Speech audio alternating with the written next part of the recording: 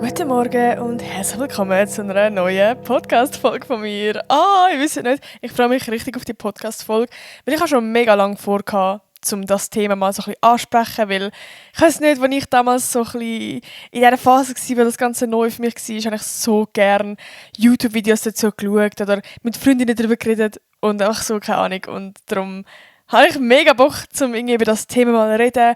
Und ja, das war so ein bisschen das Ziel von meinem Podcast, kein Blatt vors Maul zu nehmen. Also ich weiß so gar nicht, wie das so mit so Richtlinien da aussieht auf Spotify oder allgemein bei einem Podcast. So, ob ich jetzt Wörter muss piepen oder irgendwie so. Aber bei YouTube ist das halt erstens viel strenger. Und ich weiß nicht, bei so einem Podcast habe ich viel eher das Gefühl, dass also wirklich Leute, was interessiert. Und jetzt vielleicht weniger irgendwelche Weirdos. I don't know. Aber ja, du, falls du ein Weirdo bist, fühl dich willkommen. Nein, keine Ahnung. Ich habe einfach gedacht, ich finde es mega wichtig, dass wir auch über das Thema irgendwie offen reden, weil, also klar, es gibt schon mega viele Sachen auf Social Media, aber nur schon zum Beispiel in der Schweiz, so auf Schweizerdeutsch findest du so wenig Sachen. Und mir persönlich hat es halt wirklich damals auch in dieser Zeit richtig geholfen, so ein bisschen Erfahrungen von anderen zu hören und irgendwie auch sonst so ein bisschen Tipps. Und ja, es ist jetzt schon ein Zeitchen her, dass ich mich das erste Mal hatte. Darum kann ich euch so ein bisschen erzählen, wie das Ganze so ein bisschen aussieht oder was euch da so ein bisschen erwarten wird. Und wie das also ein bisschen bei mir war und so. Darum, ja, sind auf jeden Fall gespannt. Eben, wie gesagt, das Ziel ist eigentlich, kein Blatt so ein bisschen vors Maul zu nehmen, sondern wirklich offen mit euch reden, als wäre ich so ein bisschen eure grosse Schwester. Ich habe jetzt so Bock, in nächster Zeit so ein bisschen Podcasts zu machen, wo ich so ein bisschen, ja, irgendwie Erfahrungen von mir kann euch auf den Weg geben und so ein bisschen Ratschläge geben, also so ein bisschen als grosse Schwester, weil ich weiß nicht, ich bin halt die älteste von meinen Geschwistern. Ich habe keine grosse Schwester gehabt und ich habe mir das irgendwie mega gewünscht, so ein bisschen eine grosse Schwester zu haben, wo man einfach so ein bisschen alles kann fragen, eben bezüglich Liebe oder eben so Sex oder irgendwie, keine Ahnung, alles Mögliche. Und ja, darum bin ich natürlich da und spiele ein bisschen die grosse Schwester von euch. Ja, und eben, wie gesagt, heute geht es ums Thema das erste Mal. Ich muss vielleicht noch so ein bisschen eine Vorgeschichte zu meiner Kindheit oder wie ich aufgewachsen bin sagen, damit ihr so ein bisschen meine Sicht versteht oder wie das Ganze bei mir so genau abgelaufen ist. Und zwar, ich glaube, das wissen viele nicht, ich habe das jetzt auch nie irgendwie gross posaunt auf Social Media. Ich habe, glaube ich, einmal ein YouTube-Video dazu gemacht, wenn ich es kurz angesprochen habe.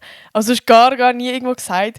Und zwar bin ich eigentlich relativ religiös aufgewachsen, beziehungsweise meine Großeltern mütterlicherseits sind halt wirklich sehr streng religiös gewesen, frei evangelisch. Und ja, meine Mutter ist dementsprechend also aufgewachsen.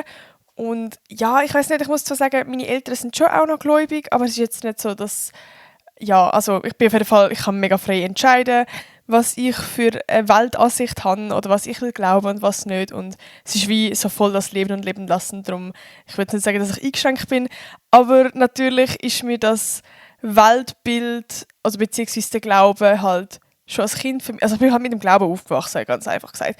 Und meine Mama ist halt, wie gesagt, eher streng religiös aufgewachsen. Und dort ist gerade zum Beispiel das Thema Sex. Ich weiß gar nicht, ob ich das Wort jetzt sagen darf oder ob das piept sein. Sollen wir es anders nennen? Es ist irgendwie, ja komm, scheißegal. Also gut, ich verdiene ja eh kein Geld mit dem Podcast. Ich glaube nicht, dass das ein Problem wäre. Höchstens, dass er nachher irgendwie so ab 18 oder so freigeschaltet ist. Ich weiß es nicht. Wo bin ich jetzt gewesen? Also auf jeden Fall, meine Mama ist sehr streng religiös aufgewachsen. Dementsprechend hat es bei ihr auch geheißen, kein Sex vor der Ehe. Und ja, ich habe meine Mama gefragt, ob ich das sagen darf. Und sie hat gesagt, ja, das ist gut. Sie hat es auch erst ihr erstes Mal in der Hochzeitsnacht gehabt mit meinem Dad. Ich finde das so crazy. Also wie alt war sie? 24. So, und ich habe das Gefühl, in der heutigen Generation, ich weiß nicht, gut, ich bin jetzt auch nicht in dem gläubigen Circle so, aber sonst würde ich sagen, so die meisten von euch, keine Ahnung, haben jetzt nicht irgendwie das Ziel, das erste Mal in der Hochzeitsnacht zu haben oder irgendwie so in der Ehe halt. Und ich finde das mega crazy.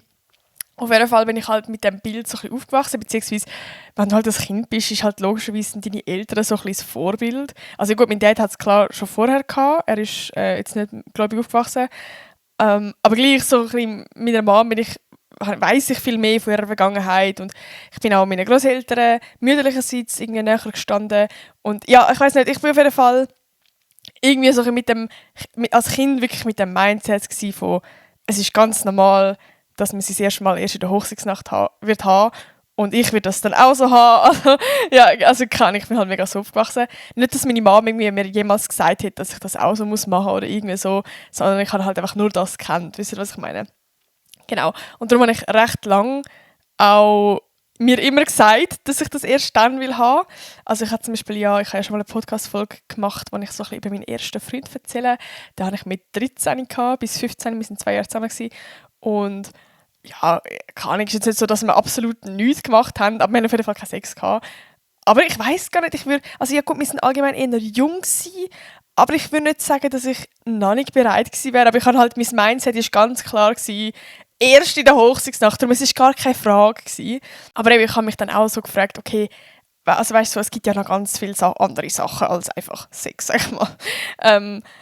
Was ist mit dem? Ist das auch erst in der Hochzeitsnacht oder ist das so vorher? Und zum Beispiel da bin ich gar nicht aufgeklärt gewesen. Also für mich hat es wirklich nur Sex eigentlich gegeben. Und ein Schritt vorher war halt Küssen oder so.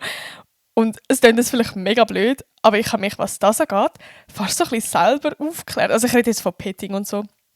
Und sorry, too much information, falls mein Ex gerade zulässt, dass ich das alles einfach rausspreade. Aber ja, auf jeden Fall habe ich das meiste eigentlich so ein bisschen mit ihm entdeckt und ich habe halt irgendwie, ich weiß auch nicht, ich bin halt noch nicht so aufgeklärt gewesen. Und ja, auf Social Media hat man damals eben so mit 15 oder so, wann war das gewesen? 2016, noch nicht so mega viel auf Social Media irgendwie darüber geredet, habe ich das Gefühl. Und habe dann auch mit Friends irgendwann darüber geredet und irgendwann habe ich dann auch gecheckt, oh, okay, es gibt viel, wo nicht, also es ist nicht ein Muss, dass man sich das erste Mal in der Hochzeitsnacht muss haben, sagen wir es so.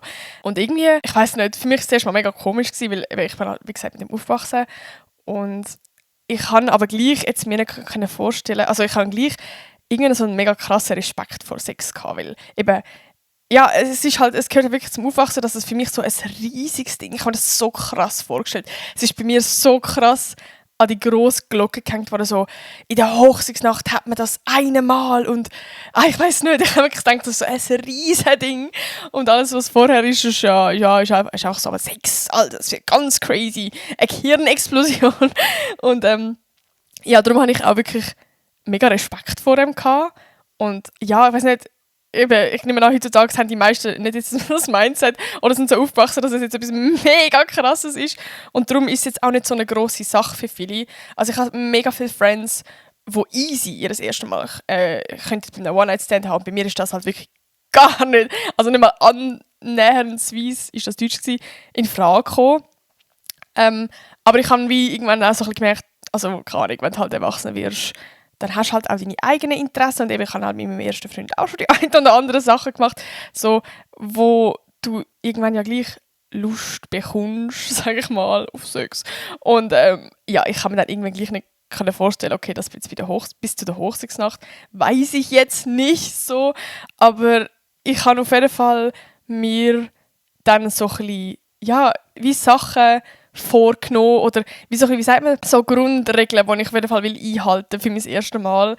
Und ich weiss nicht, zurückblickend muss ich sagen, dass ich das mega gut finde, wie ich das so gemacht habe. Also ich würde es nicht anders machen rückgängig und ich würde nicht sagen, dass es irgendwie mega typisch ist oder so, aber vielleicht so ein bisschen ein Inspo und ich kann sagen, so, was meine Richtwerte sind. Ich habe es jetzt so aufgeschrieben, so, für die, die das Video schauen. Ich habe so also wirklich so einen Vortrag gehalten von so einem so Wokki-Kärtchen-mässig, so ein riesiges Wokki-Kärtchen. Auf jeden Fall habe ich mir damals vorgenommen, dass ich mein erstes Mal erst mit 18 oder später will haben. Ich weiss gar nicht mal so, warum, aber ich habe es irgendwie, ich weiss nicht, ich habe mir dann so vorgestellt, wie ich dann mit meinen Kindern über das erste Mal rede und so. Und ich habe das irgendwie so in meinem Kopf so mega als Flex gesehen von, ja, mit 18, weißt du, und jetzt nicht so jünger oder so. Ich weiss gar nicht warum, es ist eigentlich scheißegal, wirklich. Aber im Nachhinein finde ich es auch gut, weil, ja, also ich wäre, glaube schon vielleicht auch ready gewesen mit meinem Ex. Aber ja, ich wäre gleich noch viel zu unerfahren gewesen. Also, to be honest, ich hätte wahrscheinlich nicht mal verhütet beim ersten Mal, weil ich so keine Ahnung hatte von dem Thema, wirklich gar nicht. Auch wenn ich in dem Sinn mental schon ready gewesen bin. Wisst ihr, was ich meine? Aber also mental so lustheitsmäßig, so horny-mäßig wäre ich ready gewesen, aber so, wie sagt man, aufklärt-mäßig halt noch nicht so. Darum habe ich es eigentlich gut gefunden, dass ich mir das so ein bisschen gesagt habe, weil auch wenn du jetzt wahrscheinlich da draussen gerade so als 16-jähriges Girl oder als 16-jähriger Boy das zuhörst und denkst, ich bin schon voll erwachsen und habe so alles gecheckt, die ganze Welt, wie sie funktioniert. Nein, ich habe das mit 16 damals auch gedacht, aber wenn ich jetzt so zurückschaue, du lernst so viel noch dazu.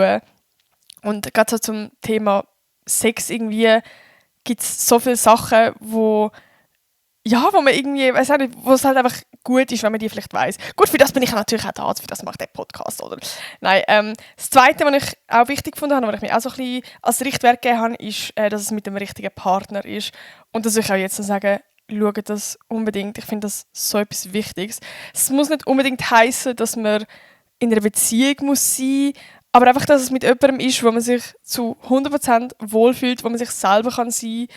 Also eben, wie gesagt, es gibt auch Leute da draussen, die voll fein sind, eben wenn man das in einem One-Night-Stand oder so hat. Ich persönlich hätte es halt nicht können und bin auch ganz froh, dass ich das nicht so gemacht habe oder dass ich nicht so mein erstes Mal hatte. Einfach, ja, ich weiss nicht, das ist doch etwas, wo du dich irgendwie so ein bisschen fallen lassen musst, wo du dich einfach zu 100% wohlfühlst, wo du dann ansprechen kannst, hey, jetzt macht es weh, hey, jetzt fühle ich mich unwohl, hey, ich will doch nicht. So, darum ist mir das mega wichtig gewesen. Gut, ich habe als Richtwert, ich habe es da aufgeschrieben, habe ich gesagt, ich will in einer Beziehung sein, mindestens ein halbes Jahr. Ich weiss gar nicht, wie lange ich dann in der Beziehung war beim ersten Mal. Ich glaube 5 Monate. Ich habe es fast eingehalten, auf jeden Fall. Das 18 habe ich übrigens eingehalten. Und eben, dass ich körperlich ready bin. Nicht nur mental, sondern auch körperlich. Ja, das sind einfach so ein bisschen die Sachen, die ich wichtig gefunden habe. Und jetzt gerade zum Beispiel so das körperlich und mental ready finde ich allgemein auch mega wichtig, dass man es auf jeden Fall macht. Ich hoffe, ja, ihr wisst das bereits und sonst, ich sage es euch nochmal, dass ihr im Kopf ready sind, dass ihr das wollt von euch aus. Nicht, dass euer Partner oder eure Partnerin euch irgendwie dazu drängt oder sagt, hey, komm, das ist doch cool oder bringen wir es hinter uns. Bro, das ist nicht etwas, das ihr hinter uns bringen sollt. Das ist so ein Moment, den werdet ihr nie mehr haben. Und ich setze jetzt vielleicht auch kurz an die grosse Glocke, aber ja, ich weiß nicht, irgendwie, ich finde es so schade. So, ich kenne Friends, wo im Nachhinein so denken, Bro, wieso habe ich das mit dem gemacht? Weil es einfach so er sie dann so ein bisschen gedrängt hat dazu. Und ich finde das so schade. Und es gibt dann eben auch die es dann so ein bisschen bereuen. Aber ja, wie gesagt, jeder Mensch ist da anders. Ich erzähle jetzt ja nur von meinen Erfahrungen. Und ich glaube, ich bin ganz froh, dass ich es mit meinem Freund gemacht habe. Einfach, weil ich mich so viel wohler gefühlt habe. Und eben mental auch wirklich ready bin. Und er wäre wahrscheinlich schon lange ready gewesen. Und ich habe gesagt, hey, nein, ich will jetzt noch warten. Ich bin mental noch nicht ready. Ich will mich sicher fühlen. Ich möchte zuerst vielleicht andere körperliche Nähe haben, bevor wir zu dem Streit gehen. Und ich glaube, nur schon, wenn er das akzeptiert und wenn er wartet, dann ist das auf jeden Fall ein Green Flag. Weil ich glaube, nur schon, wenn er nachher sagen nein, Bro, machen wir doch jetzt, was tust du so, ist doch nicht so schlimm. Fette Red Flag, rennt bitte, bitte. Verschwendet das nicht mit so Menschen. Voll. Und halt auch körperlich, dass ihr, ja, körperlich halt, je nachdem, ob du jetzt ein Typ oder ein Girl bist, so, ob du dich einfach ready fühlst, also vom Körper her, ob du vielleicht, ja, ich sage jetzt mal so, schon, wie sagt man dem, orgasmusfähig bist, oder nicht orgasmusfähig, einfach so, ja, keine Ahnung, ich wüsste vielleicht so ein bisschen, was ich meine, dass du als Frau halt genug Gefühl kannst werden, als ein Mann kannst einen Ständer bekommen, so ganz simpel gesagt. Was rede ich da so komisch? Ich habe gesagt, ich nehme kein Blatt vors Maul. Voll. Das finde ich auf jeden Fall mega, mega wichtig. Und was auch ein Thema ist, das ich jetzt einfach schnell muss an dieser Stelle ansprechen muss, auch wenn wir wahrscheinlich schon in der Schule aufgeklärt worden sind, aber ich habe es zum Beispiel damals mit meinem Ex-Freund noch nicht wirklich gewusst. Und ich glaube, wenn ich jetzt da gerade so ein paar jüngere Zuschauer habe oder Zuschauerinnen, ist gleich wichtig, man kann auch beim ersten Mal schwanger sein. Wow! Also man kann, sobald man Sex hat, schwanger werden. So. Also ja, ausser man ist 2 Frauen oder 2 Männer. So. Aber ich glaube, ihr wisst, was ich meine. Darum, Verhütungsmittel, sehr, sehr wichtig. Auch bei Geschlechtskrankheiten. Also das habe ich bei meinem Freund auch von Anfang an gesagt, hey, vielleicht wäre es wichtig, wenn du irgendwie einen Test zuerst machst. Also auch wenn es doof ist, will wissen, mit wie vielen Menschen er schon Sex gehabt hat, mit wem, wo, wie, was. Auch wenn es vielleicht unangenehm ist oder für die andere Person so ein bisschen, ja, in einer Privatsphäre ist. Ich finde, das ist etwas, wo du in dem Moment gleich vielleicht wissen solltest. Es gibt es gibt Geschlechtskrankheiten und nicht selten. Und es ist wirklich so wichtig, dass ihr euch da aufklärt. Lieber macht ihr sicherheitshalber einen Test. Einfach damit es sicher ist. Und sowieso würde ich eigentlich anraten, mit Kondom verhüten, gerade beim ersten Mal so. Weil Kondom ist halt so, was Geschlechtskrankheiten angeht, so am sichersten, was Verhütungsmittel angeht. Darum ja, würde ich eigentlich in jeder Hinsicht auf jeden Fall ein Kondom verwenden. Ich weiss nicht, also ich kenne auch Leute, die das erste Mal mit der Pille hatten oder einfach so, also ohne Kondom. Aber ja, ich würde auf jeden Fall Kondom anraten. Ist immer am sichersten. Also nicht immer. Also ja, doppelt halt besser. Pille und Kondom oder sonst irgendein anderes Verhütungsmittel und Kondom. Aber einfach auf jeden Fall, ja, nicht nur vom Schwangerwerden, sondern auch wegen Geschlechtskrankheiten. Und ja, voll lustig. Ich habe das wirklich nicht gewusst. Dass ich habe mega lang voll blauäugig, das war voll beleidigend für alle Blauäugigen, I'm sorry. Voll, ich weiß nicht, ich habe immer gedacht, so, ja, das hat man dann eben, schwanger wird man erst, so, wenn man so ein paar Mal gehabt hat, oder wenn man gekommen ist, oder keine Ahnung. Aber eben, man kann sogar bei Petting, also für die nicht wissen, was Petting ist, ich weiß nicht, ob das ein älterer Begriff ist, aber auf jeden Fall Oralverkehr oder ja, so ein bisschen alles mit Finger, alles in die Richtung, alles, was halt vor oder nicht, einfach nicht Sex ist. Genau, kann man auch schwanger werden. Darum auf jeden Fall einfach vorsichtig sein, aufpassen. Ja, auf jeden Fall, das ist sehr, sehr wichtig. Und ich habe jetzt mal gedacht, ich werde jetzt so ein bisschen allgemein ein paar Punkte ansprechen, die ich selber mega gerne gewusst hätte, bevor ich mein erstes Mal hatte. Und darum gebe ich euch die Punkte sehr gerne weiter. Also, als erstes, ich hatte mega Angst vor Schmerzen. Also ich jetzt als Frau, gut, ich weiss nicht, ob als Mann kannst du auch Schmerzen haben, maybe. Aber ich glaube, so das typische Thema ist schon, dass man als Frau irgendwie so Angst hat, dass die Jungfrauhütte irgendwie platzt oder whatever.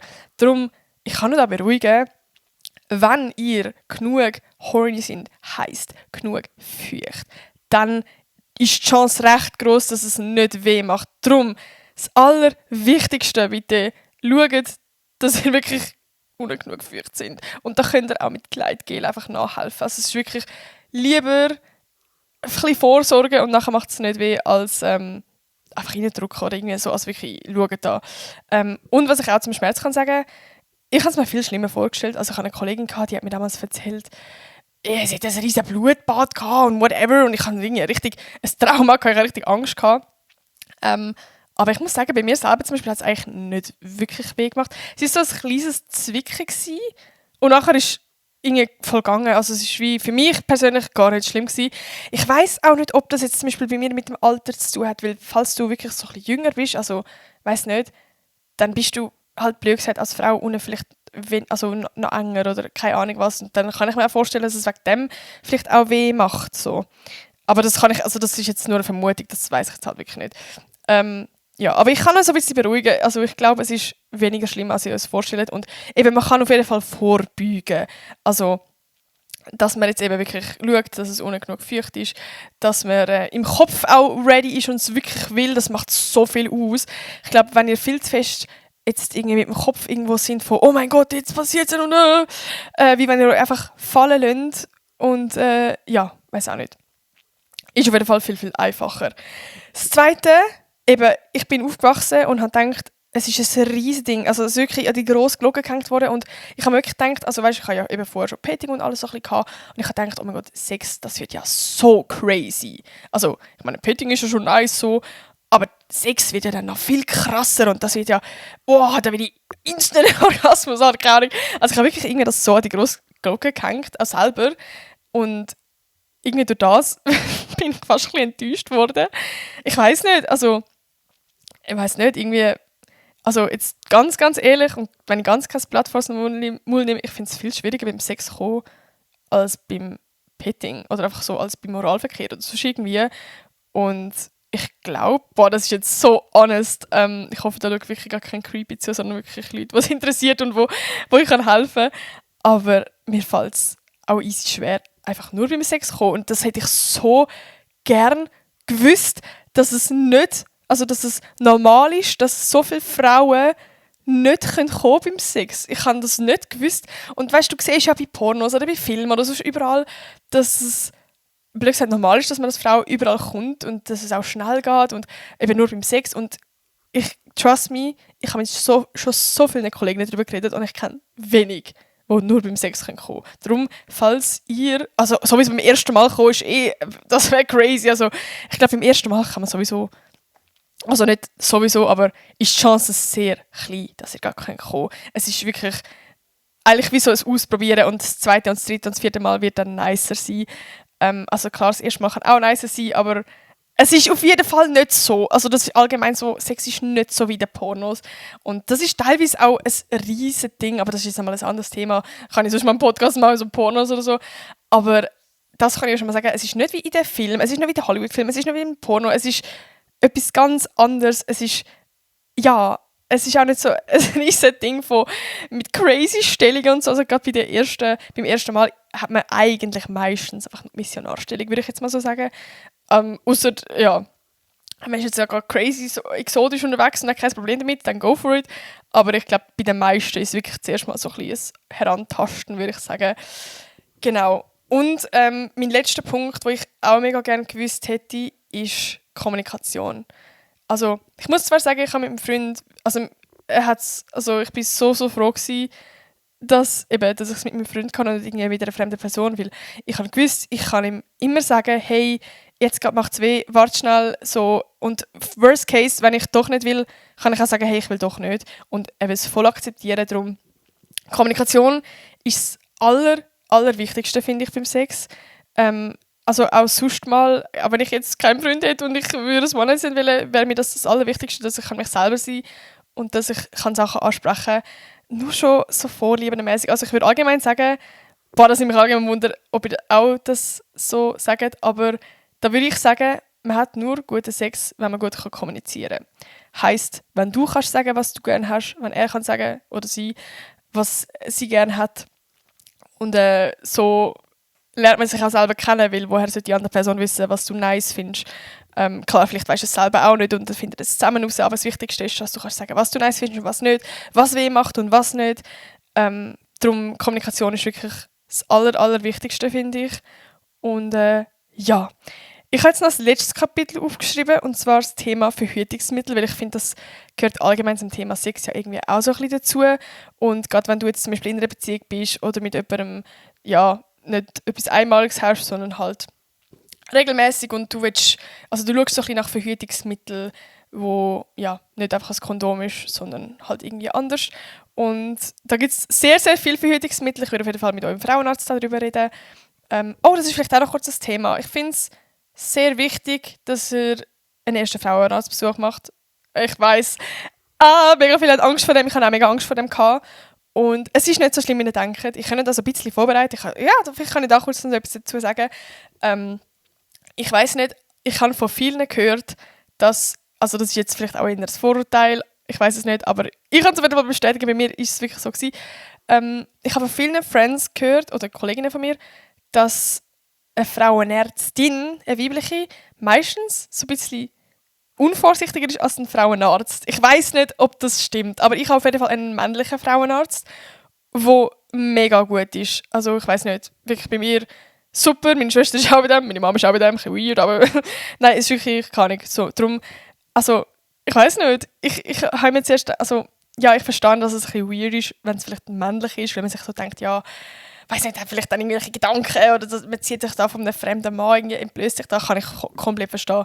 Aber schlussendlich, egal ob ein weiblicher oder ein männlicher Frauenarzt, das ist dann ihr Job, die sehen keine Ahnung, wie viele Pussys am Tag, also wirklich, für die ist das nichts mehr crazy, wenn du dich da ausziehst. Und es gibt so ein paar kleine Tipps, wo man sich da irgendwie kann so ein bisschen, ja, darauf vorbereiten kann, dass es nicht ganz so unangenehm ist. Ich würde auf jeden Fall ein langes T-Shirt oder ein Röckchen anziehen, einfach, dass man, wenn man sich unten entblößt, dass man sich nicht komplett nackt fühlt. Weil wenn du dann irgendwie so ein langes T-Shirt oder so hast, dann siehst du auch selber jetzt nicht, dass du nackt bist. Und es fühlt sich nicht so komisch an, auf jeden Fall. Das Zweite, bevor du gehst, einfach schnell unten alles cleanen. Perfekt, meine Kamera hat gar keinen mehr gehabt, aber ihr habt wahrscheinlich eh nicht gemerkt. Ich mache jetzt auch gerade straight weiter, eben, dass ihr euch unten einfach so ein bisschen cleanet und so. Plus, was ich auch gehört habe und was eigentlich auch mega schlau ist, also meistens macht der Frauenarzt, die Frauenärztin, so einen Urintest. Und man fühlt sich einfach so ein bisschen wohler, wenn man jetzt vorher halt viel Wasser getrunken hat, dann ist Pisse nicht so geil. Und einfach so ein bisschen, ja, so zum selber sich so ein bisschen wohler fühlen. Und ich kann noch sagen, der erste Frauenarztbesuch ist sowieso immer das Gespräch. Heisst, die müssen noch nicht entblößen. Und darum voll easy, machen wir da gar kein Gedanke. Es ist wirklich eigentlich mega chillig und meistens reden die Frauenärzte auch so mega chillig mit euch.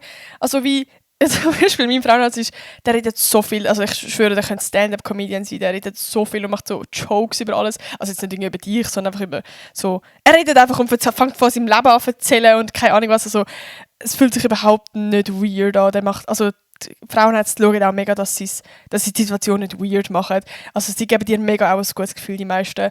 Darum, ja, voll easy, macht euch keine Sorgen und eben lieber einmal checken gehen und einfach so ein bisschen fragen gehen. Und eben gerade zum Beispiel jetzt auch bei Verhütungsmitteln, auf das Thema will ich ja eigentlich zurückkommen, mit denen darüber reden, was ist am besten für dich, weil die kennen ja schlussendlich all die Verhütungsmittel, können auch so ein bisschen, du kannst ja so ein bisschen sagen, was dir persönlich wichtig ist und es ist wie so ein bisschen ein Beratungsgespräch auch. Also ich hatte das auch gehabt, eben bevor ich mich entblößt habe.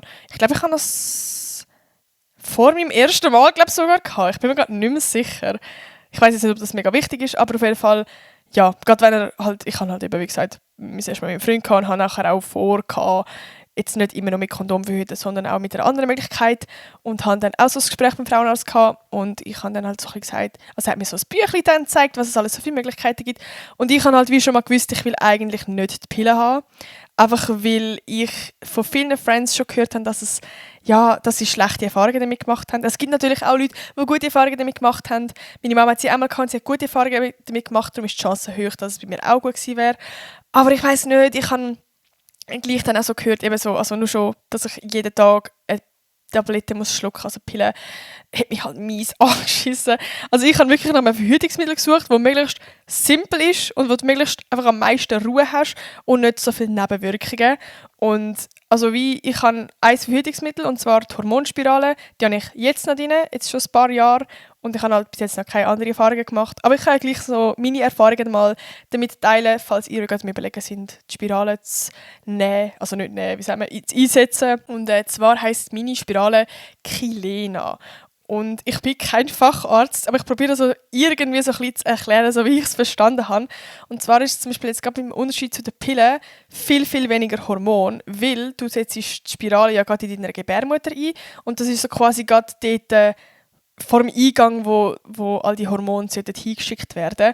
Und halt, wenn du Pillen nimmst, dann geht das wie zuerst durch deinen ganzen Körper, zuerst im Magen, in dein Blut, überall, bis es quasi zum eigentlichen Ort, wo die Hormone hin sollen, ja, ist halt ein mega langer Weg. Und ich glaube, darum hat es auch mehr Hormone drin. Ich bin, wie gesagt, kein Arzt, keine Ahnung. Aber auf jeden Fall, schlussendlich hat die Spirale viel, viel, viel weniger Hormone drin und dementsprechend auch viel weniger Nebenwirkungen. Was ich schon mal super finde. Plus, was bei mir auch ein mega wirklich guter Pluspunkt war, bei der Spirale kannst du die entweder 3 Jahre oder 5 Jahre lang einsetzen und hast Ruhe. Also du musst halt nicht irgendwie, keine Ahnung, jetzt zum Beispiel bei einem Hormonpflaster musst du das ja, glaube ich, alle Monate wechseln. Und, also ich weiss nicht, du hast halt wirklich, ich habe 5 Jahre jetzt eine Spirale, für 5 Jahre habe ich mich entschieden, einfach 5 Jahre lang nicht schwanger werden, ich höre nichts. Und es ist für mich wirklich auch so, ich habe das so gelesen bei diesem Büchern. Ich muss sagen, oh mein Gott, ich will das. Und klar hat es auch Nebenwirkungen, eben, aber halt viel, viel, viel minimer als bei der Spirale. Was laber ich als bei der Pille? Und ja, darum habe ich mich dann für das entschieden. Und ja, die negativen Punkte hat geheißen im Büchlein, dass vor allem das Einsetzen sehr schmerzhaft sei. Plus halt auch so ein bisschen, dass so die ersten paar Wochen, dass man so ein bisschen Schmerzen hat, plus dass man seine Tage nicht mehr hat. Und ich war so, hey, Jackpot! Also ich hatte jetzt nie mega stark meine Tage gehabt, aber ja, wenn man sie halt gar nicht mehr hat, dann ist es halt schon ein bisschen chilliger, ich weiß nicht. Ja, darum, also man sagt, es ist nicht sicher, dass man sie nicht mehr hat, aber gerade wenn du sie halt weniger, also nicht so viel hast, dann hast du sie meistens nachher gar nicht. Plus wenn du mega krass Schmerzen hast bei den Tagen, dann hast du die auf jeden Fall nachher viel weniger. Also für mich war das eigentlich mega ein Pluspunkt gewesen. Klar ist es dann halt viel schwieriger, klar, du kannst ja irgendwie mit einem ganz, ganz kleinen Prozentanteil gleich noch schwanger werden, auch mit einer Spirale, das kannst du bei jedem Verhütungsmittel irgendwie, blöd gesagt, gleich noch schwanger werden. Und das würde ich halt nicht checken, weil ich halt meine Tage nicht habe, das heisst, ich kann es nicht kalkulieren. Aber du, dann wäre es halt so, ich glaube, aber nein, also, ich will jetzt kein Kind wählen, aber wie die Chance ist ja gleich noch so klein, von dem her ist das jetzt, habe ich lieber meine Tage nicht, dass ich jeden Monat weiss, ich bin doch nicht schwanger, so. Und ich kann mal so ein bisschen erzählen, wie es bei mir war. Also, ich habe wie lange ist das her? Jetzt genau 4 Jahre, glaube ich, also ich muss die nächstes Jahr schon wieder noch rausnehmen, Alter. gar keinen Bock. Auf jeden Fall, ich hatte mega, mega Angst gehabt, um die Spirale einzusetzen. Weil ich habe vorher halt schon YouTube-Videos geschaut. Ich weiss nicht, ich habe ein YouTube-Video geschaut und die hat wirklich gesagt, Alter, sie würde das nie mehr machen. Sie hat sie wieder rausgenommen und die Schmerzen, um sie reinzusetzen, waren so schlimm gewesen. Sie sei in Ohnmacht gefallen und hätte nur am Mond durch die Sterne gesehen. Und ich hatte so Angst gehabt. Aber ja, ich habe halt wie gedacht, okay, einmal Augen zu und durch und dann kannst du 5 Jahre so ruhen. Darum habe ich mir das also ein bisschen gesagt. Aber ich muss sagen, ich weiss nicht, ob es an meinem Frauenarzt liegt, ob der das super gemacht hat, weil meine Schwester, ich weiss nicht, ob es zu privat ist, meine Schwester und meine Mama haben auch Spirale und haben es von ihm einsetzen lassen und sie haben beide keine Schmerzen gespürt. Und ich auch nicht. Also, jetzt mal ganz genau beschrieben, es ist so, ja, zuerst so ein Röhrchen wird so quasi eingeführt und dann wird in das Röhrchen nachher dann die Spirale kommen und beim Röhrchen habe ich irgendwie keine Ahnung, es war so ganz kurz Unterleibsschmerzen gewesen, wie wenn du deinen Tag hast, aber nicht irgendwie stark. So hat es sich angefühlt. Und ich habe irgendwie nicht mal gecheckt, dass er sie eingesetzt hat. Ich habe gedacht, jetzt kommt noch der Schmerz. Also so, wir sind fertig. Und ich so, was? Wir sind schon fertig? Ich habe gemeint, jetzt kommt das Schlimme. So. Also ich habe es wirklich praktisch nicht mal gemerkt. Das ist so, das Stäbchen, das zuerst reinkommt, hat so wie eben das leichte Zucken gegeben, so ein leichtes Stechen, wie wenn du deine Tage hast. Aber wirklich voll aushaltbar. Also eben, das war jetzt meine Erfahrung. Ich habe auch eine Kollegin, die komplett die andere Erfahrungen gemacht hat, die es mega weh gemacht hat. Sie hat die Spirale nachher auch 2 Wochen nachher irgendwie rausnehmen, weil es so weh gemacht hat die ganze Zeit. Ich kann mir aber auch vorstellen, dass es irgendwie falsch eingesetzt wurde. Ich weiß es nicht. Auf jeden Fall, sie hat keine guten Erfahrungen gemacht. Ich glaube, das ist halt mega individuell. Und eben, wie gesagt, ich rede jetzt einfach von meinen Erfahrungen. Ich habe mega gute Erfahrungen damit gemacht. Darum, von meiner Seite würde ich halt die Spirale eigentlich mega empfehlen, weil ich halt wirklich auch eigentlich praktisch keine Nebenwirkungen bis jetzt habe. So. Das Einzige, was bei mir war, ist, dass ich in den ersten 3 Wochen schon Unterleibsschmerzen hatte. Also einfach wirklich, wie wenn du deine Tage hast. Jetzt nicht irgendwie ultra krass schlimm, aber es war halt schon unangenehm gewesen. Und ich hatte auch Rückenschmerzen, so untere Rückenschmerzen.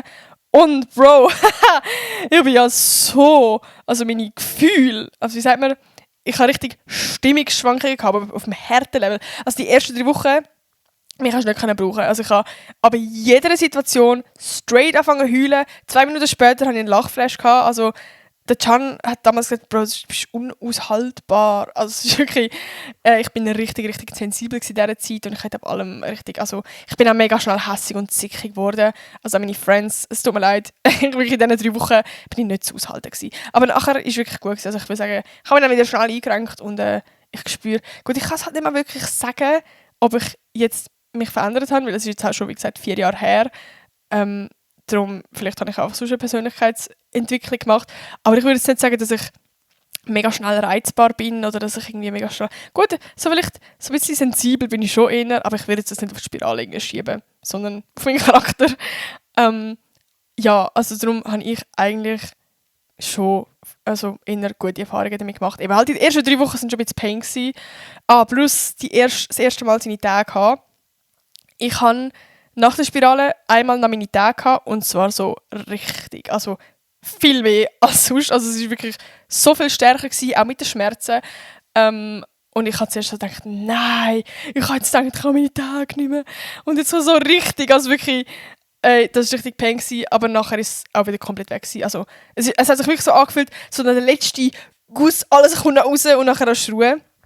Also die ersten Tage, nachdem du deine Spirale eingesetzt hast, wird auch noch ein bisschen painful, aber nachher hast du für deinen Tag eigentlich praktisch nicht mehr. Also ich habe es wirklich praktisch nicht mehr. Ab und zu, so vielleicht alle 3 Monate, so ganz ein bisschen noch, aber wirklich sonst eigentlich nicht. Und ja, für mich so richtig einfach nice. Also im Sommer kein Problem und so. Also für mich ist das, glaube ich, so wirklich das beste Verhütungsmittel, das ich ja, vermutlich bis mein Lebensende wird jetzt, also nicht Lebensende, einfach bis ich kein Kind mehr, bis ich nicht mehr fruchtbar bin quasi, wird wahrscheinlich nehmen. Auch weil es mega praktisch ist. Und falls du dann, also zum Beispiel jetzt, nächstes Jahr müsste ich sie dann wieder wechseln und wieder für 5 Jahre rein tun. Und falls ich irgendwann dazwischen ein Kind will, kann ich die einfach rausnehmen. So. Ja, darum voll easy. Ich glaube, eigentlich ist es sogar auch billiger als jetzt eine Pille. Ich bin mir gerade nicht sicher, aber du zahlst, glaube ich, für eine Spirale 300-400 Franken. Ich bin mir gerade nicht sicher. Ich weiß im Fall actually nicht, wer das für mich gezahlt hat. Aber ich glaube nicht die Krankenkasse. Hat das meine Mama gezahlt? Ich weiß es im Fall nicht. Aber auf jeden Fall, ich glaube, es ist billiger als Pillen. Aber ich möchte jetzt auch nicht euch irgendwie mega krass schönreden. Redet selber mit eurem Frauenarzt, euch informieren, schaut, was für euch am besten ist. Es gibt noch so viele verschiedene Verhütungsmittel. Darum schaut da, was für euch am besten passt. Wie gesagt, ich habe jetzt einfach meine Erfahrungen erzählt. Ich persönlich habe gute Erfahrungen gemacht und eben, ich glaube, ich wäre auch froh gewesen, hätte ich wie vor meiner Einsetzung noch jemanden gehört, der sagt, hey, ich habe gute Erfahrungen damit gemacht, weil ich habe mega, mega Angst vor dem. Und für mich war es wirklich voll okay gewesen, so. Vielleicht kann ich dann mal berichten, wie es war, sie wieder rauszunehmen. Das ist jetzt halt erst nächstes Jahr der Fall. Aber ja, das sind so ein bisschen meine Erfahrungen seit jetzt den ersten 4 Jahren mit der Spirale. Ich kann sonst noch mal sagen, wie sie heisst. Kylena, man schreibt das Kyleena. Genau, das ist so ein bisschen eine Hormonspirale mit, glaube ich, noch weniger Hormonen. Ich bin mir gar nicht sicher. Aber ja, genau. Das wäre so ein bisschen das gewesen, was ich mir aufgeschrieben habe auf mein schönes Kärtchen. Falls ihr irgendwie noch Fragen habt, könnt ihr die gerne da unten in den Kommentaren schreiben. Ich probiere... zwar nicht auf Spotify, ich kann gar keinen Kommentar beantworten, stupid. Aber ich kann auf jeden Fall einfach mal sonst einen Kommentar schreiben, ob ihr das irgendwie geholfen hat. Oder falls ihr uns das erste Mal vielleicht schon gehabt habt, eure Tipps so ein bisschen, vielleicht was ihr gerne vorher gewusst hättet, oder falls ihr es noch nicht gehabt habt, ob ihr irgendwie, ja, was so ein bisschen eure Gefühle dazu sind oder so. Ich habe immer Freude auf Kommentare, darum könnt ihr gerne reinschreiben. Zwar, falls ihr gerade auf YouTube hört, den könnt ihr beantworten. Und sonst könnt ihr einfach mal auf Instagram schreiben. Und eventuell, falls jetzt mega viele Fragen kommen würden, könnt ihr mal so eine extra Podcast-Folge machen, wo ich all die Fragen beantworte, falls ihr da Bock drauf habt. Ja, darum, ich hoffe, euch hat es gefallen, euch hat es ein bisschen geholfen. Und ich wünsche noch ein wunderschönes erstes Mal, geniessen es. Und ja, schaut, dass ihr es mit der richtigen Person macht und dass ihr euch wohlfühlt und dass ihr euch auch schon ready fühlt und euch in keinem Fall unter Druck setzt oder irgendwie das Gefühl habt, ihr müsst das hinter euch bringen.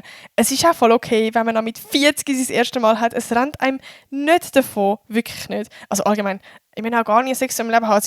Ich sage euch, es ist nicht so crazy, wie man sich das vorstellt, to be honest. Darum macht euch keinen grossen Druck so. Es wird früher oder später vielleicht irgendwann kommen. Und ja, das Wichtigste ist, dass ihr euch einfach mental ready fühlt und natürlich auch eben so ein bisschen vorbereitet mit Kondom und so. Aber ja, ich glaube, ich habe alles so ein bisschen gesagt, was ich wollte sagen. Und ja, darum, ich wünsche euch noch eine wunderschöne Woche. Und wir hören uns nächste Woche. Was sage ich? Wir hören uns nächste Woche wieder. Also, tschüssi!